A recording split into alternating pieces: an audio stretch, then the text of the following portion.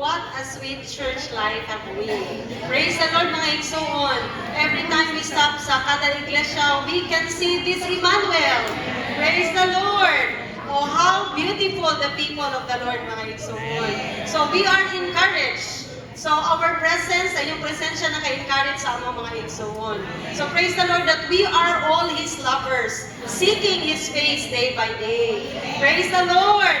Oh, tinuod yun nga, siya ang persona sa sunod nato. So this person is always with us. If we only live and experience Him subjectively, we are those people who would truly express this Emmanuel with us, mga igsoon. Hallelujah sa blending, mga igsoon.